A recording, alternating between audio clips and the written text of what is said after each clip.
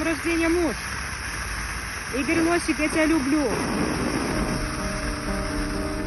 Игорь, сегодня тебе исполнилось 30 лет, и, наверное, в этот день у нас с тобой было бы много планов, много всего интересного можно было бы сделать, если бы ты был сейчас рядом со мной.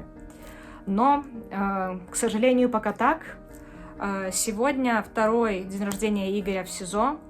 И я надеюсь, что он будет отличаться от предыдущего, потому что в прошлый раз, когда я приехала в Жодино с праздничной передачей большой, Игоря этапировали в Гомеле. Сегодня я очень надеюсь, что он будет на месте, сможет получить свою праздничную передачу, открытки и фотографии меня, которые он так просил и которые он так ждет в качестве подарка.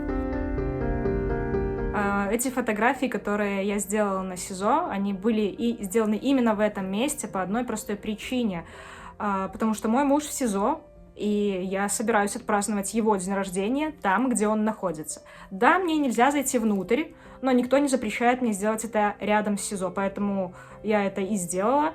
Паулинка нарисовала за пару дней до моего визита в СИЗО рисунок папе. Паулина пока рисует еще не очень, но там было понятно, что это что-то похожее на котика.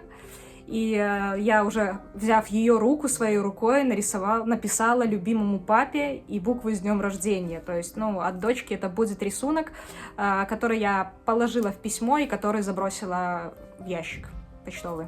Паулинка знает, что у папы сегодня день рождения, и она говорила, что нужно папе испечь очень вкусный торт и купить какой-нибудь подарок, завернуть его в красивую упаковочную бумагу. Она прям была готова это сделать, но я сказала, что, к сожалению, папе сейчас нельзя туда передать тортик и красивый подарок, завернутый в подарочную бумагу. Она знает, что он в СИЗО, она знает, что его туда посадили плохие дяди. И я говорю, поэтому по этой причине, дочь, мы не сможем папе в этом году на его день рождения подарить то, что ты так хочешь. Игорь из тюрьмы умудрялся делать мне очень много подарков. В основном это были букеты. Я не раз в своих соцсетях публиковала сторис о том, сколько букетов мне пришло. Его рекорд был 20 букетов. Также с помощью людей, не равнодушных к нашей истории, мне приходила просто охапка огромных воздушных шаров в виде сердечек, шоколад, на котором было написано «Я тебя люблю», сертификат в салон красоты. То есть даже находясь там, он умудряется как-то порадовать меня, причем не только цветами, а еще чем-то другим.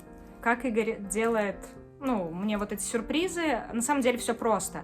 Когда еще была разрешена переписка, она не была заблокирована, Игорь переписывался со многими людьми.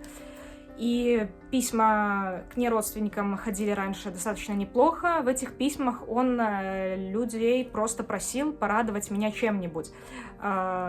Букетами, конфетами, чем-нибудь. Главное, чтобы это был какой-то знак внимания. Но здесь я скажу, что, наверное, уже иногда и люди импровизировали, выбирали не конкретно букет, а уже что-то типа шариков, либо конфет, либо того же сертификата. То есть это происходило, наверное, так. Я буду желать себе хотя бы просто терпения и немножко выдержки, чтобы дождаться того момента, когда я заберу тебя оттуда и снова смогу взять тебя за руку и уже, наверное, делать все эти сюрпризы на твой праздник в реальной жизни, не возле стен СИЗО, никаких праздничных передач, а просто посвятить этот день исключительно тебе, потому что мы знакомы с тобой 13 лет, и за все эти 13 лет я поняла, что, наверное, ты тот единственный человек, который мне нужен, и без которого не будет меня. Я тебе не раз говорила это на свидании и писала в письмах. Поэтому главное, чтобы ты оставался таким же сильным, и я постараюсь по максимуму приблизить тот момент, когда мы снова будем вместе.